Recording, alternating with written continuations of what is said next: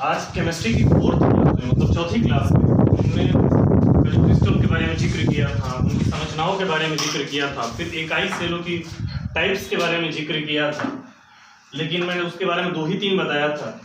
आज हम उसके बारे में पहले डिस्कस करेंगे। आज उसके बारे में डिस्कस करने के बाद हम प्रवेश जालक के बारे में डिस्कस करेंगे, और प्रवेश जालक में डिस्कस करने के बाद जो सबसे ज़्यादा इंपॉर्टेंट आपका क्वेश्चन बनता है कि घनीय एकक सेल में परमाणुओं की संख्या, काय केंद्रित एकक सेल में परमाणुओं की संख्या और फलक केंद्रीय एकक सेल में परमाणुओं की संख्या के बारे में बताइए। तो उसके बारे में हम कल जिक्र करेंगे, या फिर समय मिलता है तो आज ही जिक्र कर लेते हैं। तो कहता है कि अगर हम बात करें तो आपको याद होगा कल मैंने बताया था इकाई सेलों के प्रकार, इकाई सेलों के प्रकार के बारे में मैंने आपको जिक्र किया था कल। तो इस इकाई सेलों में मैंने बताया था कि इकाई सेल जो है उन्हें हम निम्न भागों में बांट देते हैं। घनीय एकक सेल में द्विसमलंबाक्ष, जिसको आप टेट्रागोनल बोलते हैं, द्विसमलंबाक्ष, एकंताक्ष, फिर त्रिंताक्ष, षटकोणीय त्रिक, फिर रोम्बोहेड्रल। आज हम उसके एक बारे में जिक्र करेंगे। ये क्वेश्चन बहुत ज़्यादा इंपॉर्टेंट है, इसलिए इंपॉर्टेंट है कि ये सबसे पहले जो आपका एग्जेक्टिव एमसीक्यू टाइप जब क्वेश्चन जो आता है, जो 5 क्वेश्चन आते हैं उसमें इससे पूछता है कि द्विसमलंबाक्ष में आधे की लंबाई कितनी होती है, उसके कोणों की संख्या, कोणों का मान कितना होता है, फिर आपसे एकंताक्ष में कोणों का मान कितना होता है। तो इसको लर्न करना बहुत जरूरी है। अगर ऐसे क्वेश्चन नहीं पूछेगा तो फिर ऐसे पूछता है, एग्जांपल दे देगा सोडियम क्लोराइड या पोटेशियम क्लोराइड, कुछ भी दे देगा, जिंक सल्फाइड, पोटेशियम नाइट्रेट, और बोलेगा कि यह किस इकाई सेल में कौन से प्रकार में आता है। तो उसके बारे में हम एक एक जिक्र कर लेते हैं यार। तो कल हमने बताया था इकाई सेलों में तो घनीय एकक सेल, घनीय एकक सेल में मैंने आपको बताया था कि एक घन है, कि एक घन है और घन की सारी लंबाइयां जो है बराबर होती हैं, मतलब किसी घन के सारी भुजाएं बराबर होती हैं, कोण जो होता है 90 डिग्री का होता है। तो बात वही होती है कि घनीय एकक सेल अगर बात कर रहा हूं तो सारी भुजाएं बराबर, भुजाएं इन द सेंस की ABC क्या है मेरे भाई, आधे हैं। आधे का मतलब क्या होता है, प्राइमेटिव्स, प्राइमेटिव्स, आधे का मतलब होता है प्राइमेटिव्स। तो ABC क्या है, प्राइमेटिव्स हैं, जिनको मैंने बताया था कि किसी घन के सेंटर से और उसके बाहर की लंबाई को क्या कहते हैं, हम आधे बोलते हैं। आपको याद होगा, अभी इसी से मैं आगे बढ़ूंगा तो जब न्यूमेरिकल करेंगे तो उसमें जब घनत्व निकालेंगे तो हम बताएंगे कि चूंकि घन है तो इसकी भुजाएं जो है ABC है, घन की भुजा जो है बराबर होती है। तो कहता है कि ABC अगर बराबर है तो A × B × C जो इसका आयतन होगा वह A³ के बराबर हो जाएगा। ठीक है मेरे भाई। तो कहता है कि घनीय एकक सेल के बारे में बात करें तो घनीय एकक सेल की सारी भुजाएं बराबर, मतलब आधे सारे बराबर होते हैं, प्राइमेटिव्स कुल बराबर होते हैं।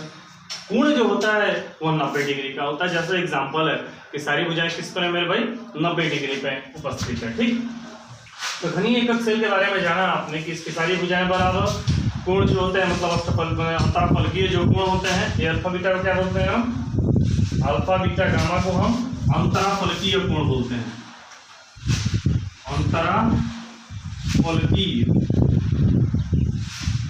कोण। कोण को हम क्या बोलते हैं, अल्फा बीटा गामा को क्या बोलते हैं हम, अंतराफलकीय कोण बोलते हैं। ठीक, अल्फा बीटा गामा अंतराफलकीय कोण कहलाता है। ABC को हम आधे कहते हैं। घनीय एकक सेल में ABC को आधे कहते हैं, जिसकी लंबाइयां बराबर होती हैं। अल्फा बीटा गामा 90 डिग्री का होता है। तो एग्जाम्पल क्या होता है इसका, sodium chloride, potassium chloride, zinc sulphide. ठीक, और भी बहुत सारे एग्जाम्पल है। तो आपको मुख्य रूप से याद रखना है सोडियम क्लोराइड का, पोटेशियम क्लोराइड का या जिंक सल्फाइड का। ठीक, द्विसमलंबाक्ष में क्या करता है कि द्विसमलंबाक्ष जैसे नाम से ही स्पष्ट है। देखो मैं इंग्लिश हिंदी दोनों लिखा हूं, ठीक, इसीलिए कि जिसको आपको हिंदी समझ में आए तो हिंदी सही है, अगर इंग्लिश समझ में आए तो इंग्लिश सही है। जैसा कि नाम से स्पष्ट है, बस आप एक को पढ़ो, घनीय एकक सेल, अच्छा भैया बस सारी भुजाएं बराबर, सारे कोण बराबर। द्विसमलंबाक्ष की अगर बात करते हो आप तो इनके बारे में नाम से यह स्पष्ट है कि 2 भुजाएं समान है। देखो A और B बराबर है और जो C है वो डिफरेंट है। C डिफरेंट का मतलब क्या होगा, एक घन तो है, 2 भुजाएं तो बराबर हैं, लेकिन एक भुजा छोटी हो सकती है या बड़ी हो सकती है। तो द्विसमलंबाक्ष में 2 भुजाएं बराबर मतलब आधे की 2 भुजाएं, आधे जो होते हैं 2 बराबर होते हैं, तीसरा डिफरेंट होता है, लेकिन कोण जो होते हैं सभी 90 डिग्री के होते हैं। आप सोच के देखो कि अगर इस किताब को लेते हो, घन तो नहीं है, लेकिन अगर आप इस डस्टर को लेते हो और यह घन तो नहीं है, लेकिन इसकी भुजाएं डिफरेंट हैं। लेकिन अगर आप इसको देखो और सोच के थोड़ा सा देखो कि एक भुजा जो है इसकी अंदर वाली ये वाली जो भुजा है अंदर वाली थोड़ी सी लंबी है, तो जैसे ही लंबी होगी इसका मतलब कि एक भुजा जो है बड़ी हो गई, दो भुजाएं तो समान है, ऊपर ये वाली दोनों भुजाएं समान है, तो इसका मतलब ये हुआ कि दूसरा लंबाक्ष में दो भुजाएं समान, तीसरी भिन्न, कोणों की कोण जो होते हैं 90 डिग्री के होते हैं, जैसे SnO2 calcium sulphate, nickel sulphate. ठीक, अब क्या कहता है विषम लंबाक्ष। विषम लंबाक्ष नाम से ही स्पष्ट है, विषम किसे कहते हैं, जो समान ना हो, सभी भुजाएं डिफरेंट हो।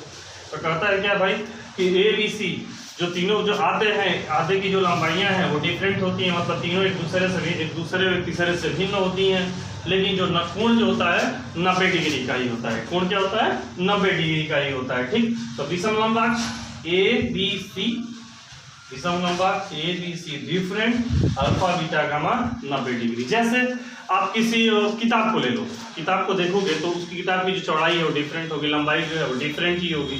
इसका मतलब आप चाहे डस्टर को देख लो, इस डस्टर को देखो ध्यान से, तो इसकी एक ये वाली भुजा जो है अलग है, ये वाली भुजा अलग है, ये वाली भुजा अलग है, जिससे आप घनाभ भी कह सकते हो।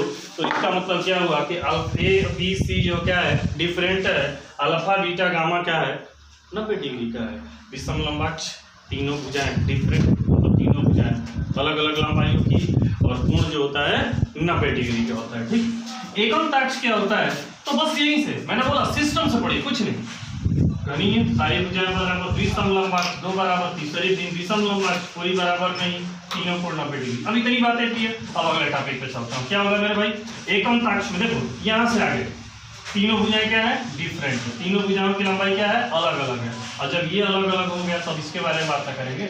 तो इसके बारे में बात करेंगे तो देखिए कहता है अल्फा और गामा, याद करिए वो दिन जब मैंने आपको बताया था,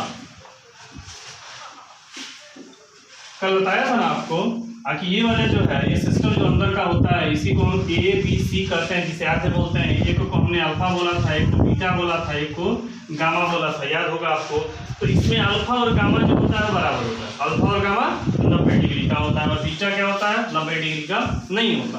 अच्छा, बीटा अगर 90 डिग्री का नहीं होगा इसका मतलब क्या होगा कि जो स्ट्रक्चर है उसका जो संरचना है वो क्या है डिफरेंट है, वो क्या है डिफरेंट है। उसकी दो भुजाएं बराबर होंगी, सॉरी दो कोण जो होंगे वो 90 डिग्री के होंगे, और तीसरा कोण जो होगा वो 90 डिग्री का नहीं होगा। तो चीजें समझिए, एकमताक्ष तीनों भुजाएं बराबर, दो कोण 90 डिग्री, और तीसरा क्या होता है 90 डिग्री से भिन्न होता है। आगे बढ़ते हैं, एग्जाम्पल क्या होता है sodium sulphate Na2SO4 10 sodium sulphate decahydrate. ठीक, फिर क्या होता है पोटेशियम क्लोरेट, इसके एग्जाम्पल क्या कहता है त्रिताक्ष में, ध्यान से तीनों भुजाएं बराबर, अब दो की बात कर लिया, अब तीसरी की बात करता हूँ। ठीक, देखो तीनों भुजाएं डिफरेंट, तीनों भुजाएं डिफरेंट थी, बात कर ली।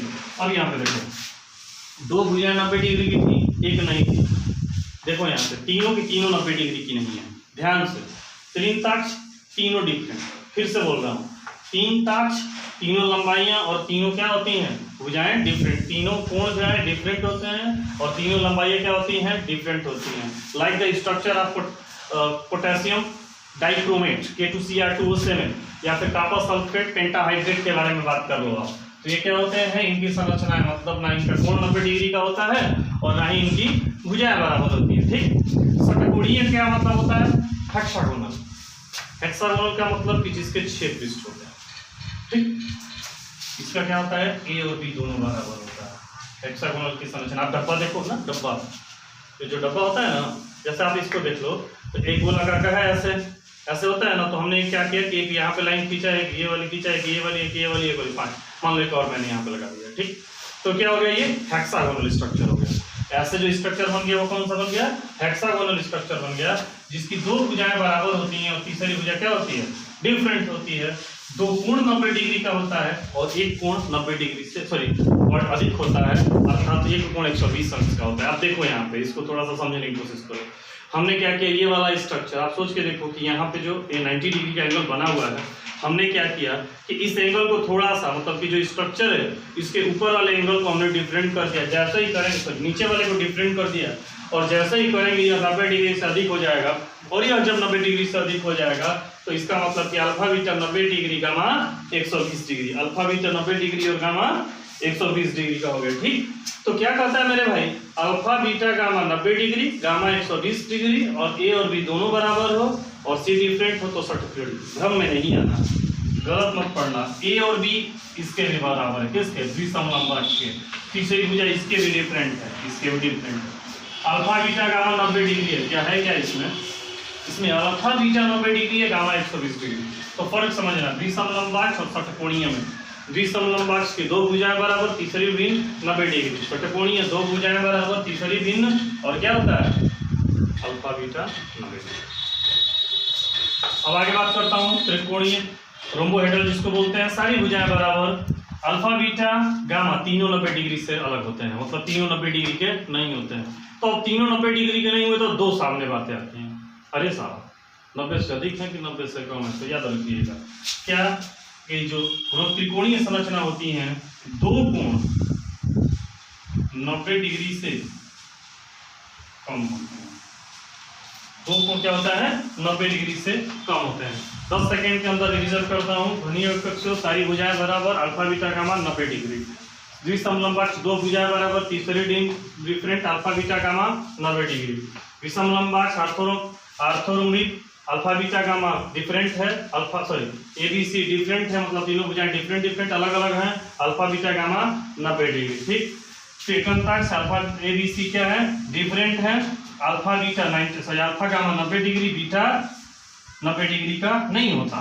त्रिताक्ष एबीसी क्या है डिफरेंट है, मतलब भुजाएं अलग अलग है, और कोण भी क्या है अलग अलग है। षटकोणीय में दो भुजाएं बराबर, तीसरा अलग, alpha beta 90 degree, gamma 120 degree. त्रिकोणीय में एबीसी बराबर, मतलब तीनों आदि की लंबाई बराबर, और अल्फा बीटा गामा 90 डिग्री के नहीं होते। इतनी बातें समझ में आई, अगर आ गई तो अच्छी बात है, ना आई दोबारा देख लीजिएगा। ठीक, अब मैं आगे चलता हूं और आज के सबसे इंपॉर्टेंट टॉपिक पे बात करता हूं। क्यों आज के सबसे इंपॉर्टेंट, ये भी इंपॉर्टेंट है, इसके 2 नंबर मतलब ये 1 या 2 नंबर में ऑब्जेक्टिव टाइप में क्वेश्चन पूछेगा, लेकिन जो मुद्दे की बात है, जो 3 से 4 नंबर का क्वेश्चन पूछता है इस चैप्टर का, जो कई बारों से पूछ चुका है, हर साल लगभग सभी सेटों में आ जाता है, एक आधा क्वेश्चन उससे आ जाते हैं, उसके बारे में जिक्र करूंगा। मुझे उम्मीद है कि आप लोग नोट कर लिए होंगे।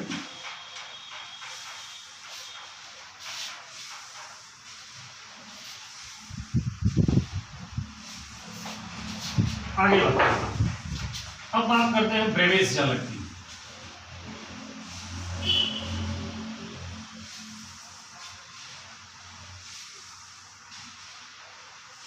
देखिए ब्रेवेज जालक क्या है इसके बारे में जानते हैं। एक ब्रेवेज वैज्ञानिक थे,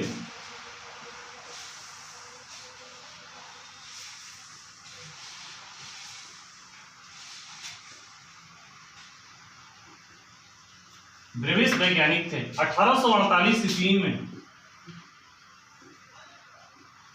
1848 ईस्वी में इन्होंने बताया आके जो किसी इकाई संरचना है, मतलब कोई क्रिस्टल है, कोई ठोस है, तो उसकी सिर्फ 7 ही संरचना नहीं हो सकती, उसकी संरचनाएं 14 होंगी। कितनी होंगी बाबू? 14 होंगी। तो याद रखना है, ब्रेवेज जालक के अनुसार इकाई सेल की संरचना जो होती है वो 14 होती है। सबसे ज्यादा इंपॉर्टेंट, यह 14 संरचनाएं बनी कैसे होती है वो जानना जरूरी है आपके लिए। और अगर कोई सेल है तो उस मतलब अगर कोई घन है, कोई इकाई संरचना है, अगर कोई क्रिस्टल है, तो उस क्रिस्टल में परमाणुओं की संख्या कितनी होती है, ये मतलब मोस्ट इंपॉर्टेंट है। सबसे ज्यादा क्वेश्चन इसी से पूछता है कि घनीय एकक सेल में परमाणुओं की संख्या। क्वेश्चन चेंज हो जाएगा, आपको यहाँ पे बोल देगा काय केंद्रित एकक सेल,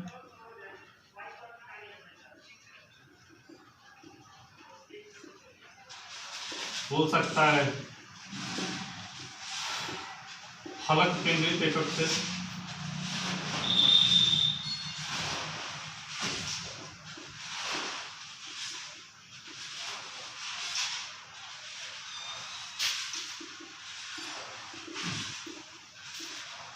अंत्य केंद्रित एकक सेल, अंत्य बोलते हैं इंड, अंत्य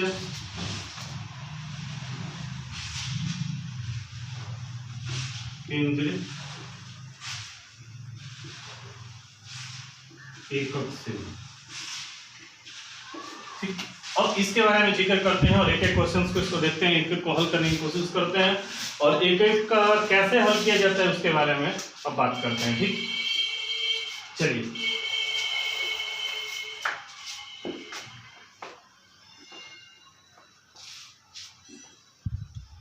जिक्र करते हैं घनीय एकक सेल में परमाणुओं की संख्या। तो आओ हल करते हैं पहले। ब्रेवेज झालक को आप समझिए। ब्रेवेज के अनुसार क्रिस्टल में इकाई सेलों की संख्या 14 होती है, मतलब जिनकी संरचनाएं 14 होती हैं, जो निम्न रूप से बनी हुई होती हैं: घनीय एकक सेल के द्वारा, काय केंद्रित एकक सेल के द्वारा, फलक के द्वारा और अंत केंद्रित एकक सेल के द्वारा। आइए देखते हैं पहला घनीय एकक सेल।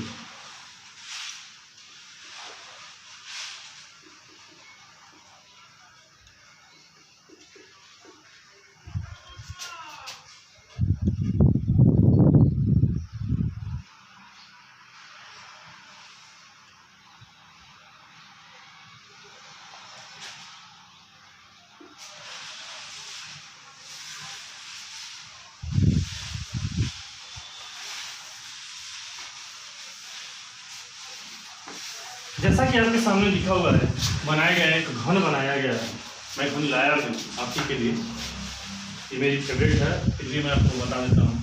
देखिए, ये एक घन हो गया। थोड़ा सा देखो, एक यहाँ पे कॉर्नर, एक यहाँ पे कॉर्नर, एक यहाँ पे कॉर्नर, एक यहाँ पे कॉर्नर, और ठीक इसके पीछे भी वही तो होगा। देखो, एक यहाँ पे, एक यहाँ पे, एक यहाँ पे, एक यहाँ पे। अब थोड़ा सा चीज़ों को समझो। देखो, कहता है कि ये घन हो गया, एक कोना, दो कोना, 3, 4, 5, 6, 7, 8। पहला सलूशन देखिए, पूछेगा आपसे घनीय एकक सेल में।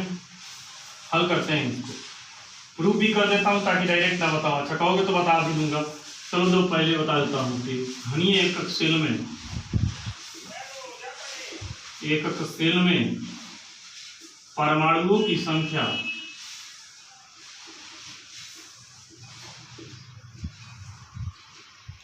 एक होती है। ठीक, ये लर्न करने के लिए है, लेकिन इससे काम नहीं चलने वाला। क्यों नहीं चलने वाला? क्योंकि इससे न्यूमेरिकल पूछते हैं। ये प्रूफ करने के लिए बोलता है कि how can you define that there is a one molecule atom in cube. आइए देखते हैं। तो कहता है कि घनीय एकक सेल की बात किया जाए तो घनीय एकक सेल में 8 कोनों पर 8 कोनों पर 8 बिंदु होते हैं।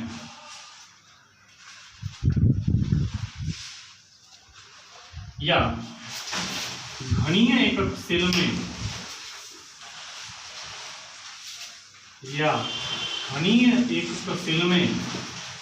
8 कोनों पर, आप दोनों में से कोई एक लिखना। या लिखा मतलब आप जो लैंग्वेज समझ में उसको लिख देना।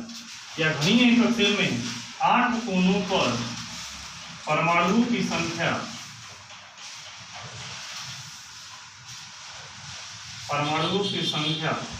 8 होती है। समझ में आया? 1 2 3 4 5 6 7 8 घनीय एकक सेल में परमाणुओं की संख्या 8 होती है। मैंने क्वेश्चन आपसे पूछा कि एक आप घन लिए हो और इस घन में 8 कॉर्नर हैं और 8 कॉर्नर में प्रत्येक कॉर्नरों का योगदान इस घन में कितना है। इसमें मैंने पूछा आपसे कि मैंने आपको 50 रुपए दिए। ठीक, मैंने पूछा कि 50 रुपए में 1 रुपए का योगदान कितना है।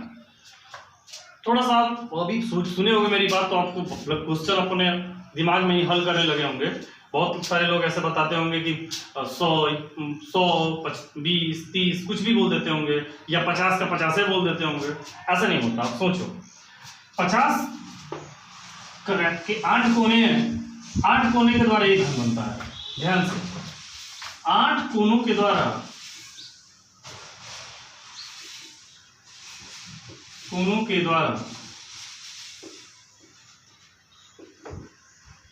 एक घन। ठीक, तो एक कोने के द्वारा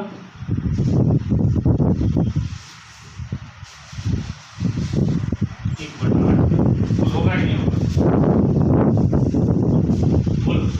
मैंने बोला कि 50 रुपये, तो 50 रुपये में 1 रुपये का योगदान कितना है? 1/50। अगर 1/50 करोगे मेरे भाई, देखो, अगर 1/50 करोगे आप, सोच के देखो कि 50 रुपये में 50 रुपये के द्वारा 1 का निर्माण होता है, तो 1 रुपये का निर्माण कितने से होगा? तो 1/50 है, तो 50 का निर्माण कितना होगा? 50। तो 1 रुपये का योगदान तो एक ही हुआ है। 1/85 हुआ ना, तभी तो 1 रुपया आएगा। ठीक, तो क्या कहता है कि एक कोने के द्वारा 1/8, तो 8 कोने का योगदान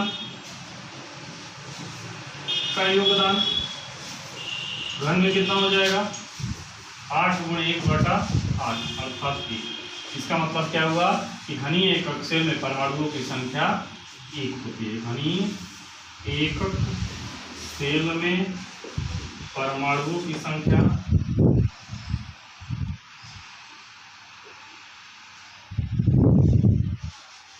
1 होती है। बहुत ज्यादा इंपॉर्टेंट है, ध्यान।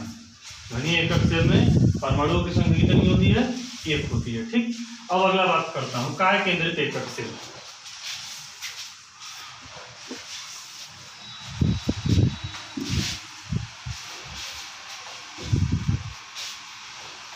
दूसरा है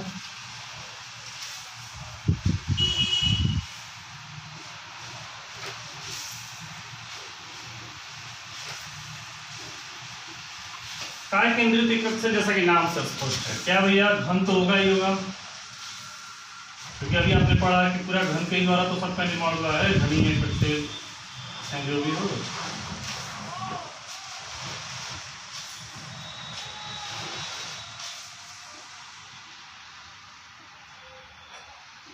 देखो काय केंद्रित एकक सेल 8 कोनों पर परमाणुओं की संख्या 8, प्रत्येक का योगदान 1/8। और जैसा कि नाम है, काय का मतलब होता है सेंटर, सॉरी काय केंद्रित का मतलब होता है सेंटर, तो सेंटर पर एक परमाणु। तो ध्यान से इतना पूरा लिखेंगे। क्या लिखेंगे? घनीय एकक सेल में घनीय एकक सेल में 8 कोनों पर 8 परमाणु, तो प्रत्येक का योगदान 1/8, इसलिए 8 का योगदान 1। 8 × 1/8 मतलब 1। और जब 1 वहां से निकलेगा, ये वाला देखो आप ध्यान से, ये वाला 1 और एक सेंटर पर, तो 1 तो से कितना हो जाएगा? 2। तो आपका आंसर आया काय केंद्रित एकक सेल में परमाणुओं की संख्या